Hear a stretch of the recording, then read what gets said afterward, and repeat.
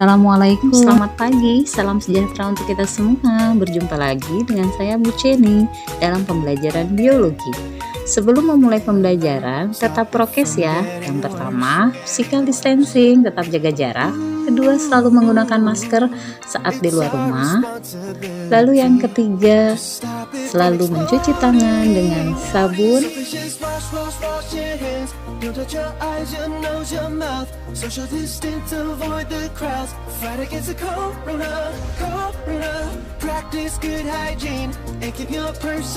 Yang keempat, istirahat yang cukup.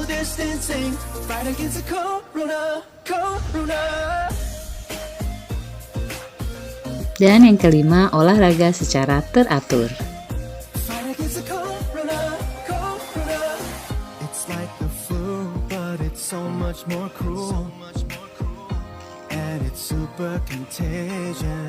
Pada pertemuan pertama ini, sebelumnya mari kita berdoa dulu menurut agama dan kepercayaan kita masing-masing. Berdoa dimulai.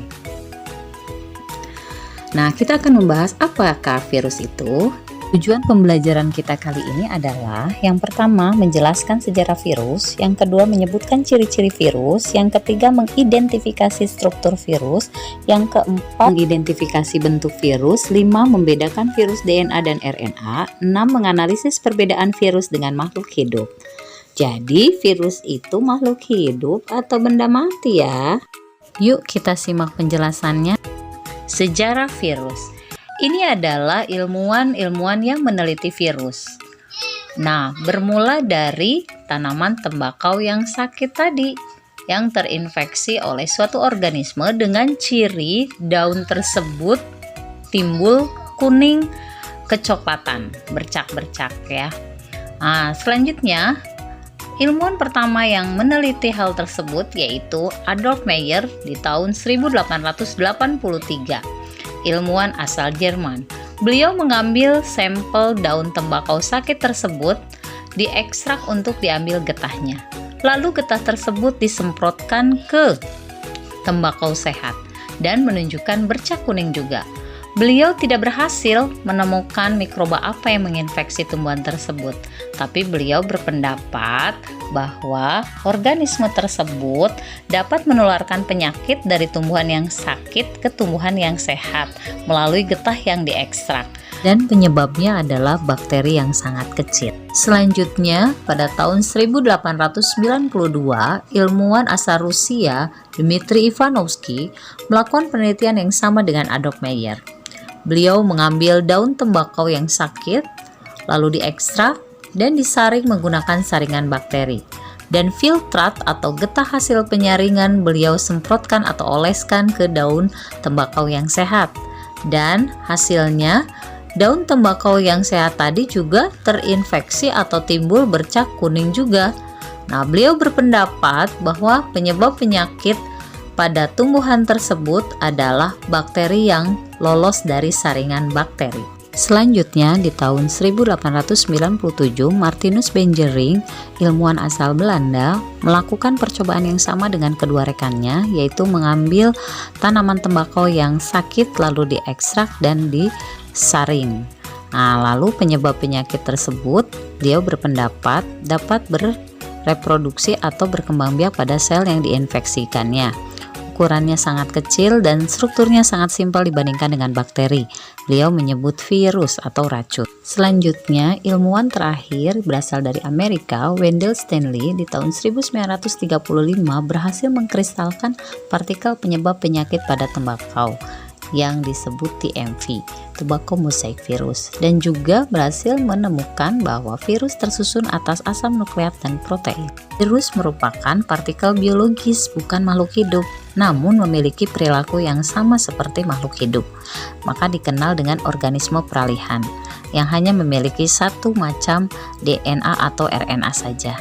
Ukurannya juga sangat kecil, 25-300 nanometer, lalu hanya bisa hidup pada makhluk hidup lainnya atau disebutnya parasit obligat. Selanjutnya kita ke bentuk virus. Nah, bentuk virus itu ada bentuk batang, ada bentuk polihedral, ada bentuk bulat, dan ada yang berbentuk huruf T. Selanjutnya adalah struktur virus. Bisa dilihat di gambar ada bakteriofag, ada adenovirus, dan ada virus HIV. Dan yang akan kita bahas adalah bakteriofag yang terdiri dari kepala, leher, dan ekor. Pada kepala terdapat kapsid yang disusun oleh protein yang berfungsi sebagai pelindung. Juga terdapat materi genetik berupa asam nukleat, DNA saja. Lalu di leher menghubungkan kepala dan ekor, lalu sebagai jalan keluar materi genetik menuju ekor. Lalu ada serabut ekor membantu menempel pada sel inang. Gimana? Masih semangat kan belajarnya? Selanjutnya kita akan bahas virus DNA dan RNA. Virus DNA adalah virus yang materi genetiknya berupa asam nukleat yang rantai ganda berpilin. Jenis virus ini cenderung lebih stabil dan bermutasi lebih lama. Contohnya adalah adenovirus, papillomavirus, herpes, bakteriofag, poxvirus, hepatitis B, dan lain-lain. Berikut contohnya.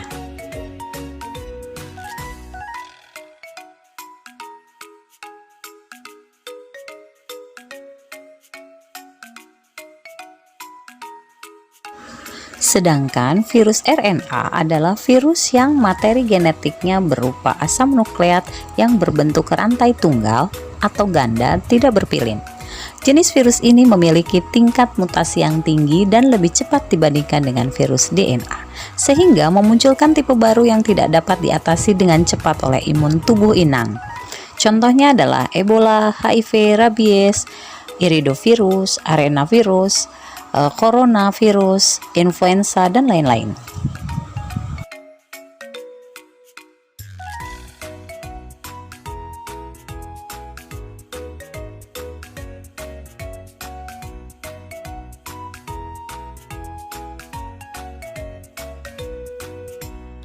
Nah, setelah menyimak penjelasan virus bagian pertama, kalian bisa langsung mengerjakan lembar kerja peserta didik atau LKPD, aktivitas 2.1 dan tugas proyek tahap 1.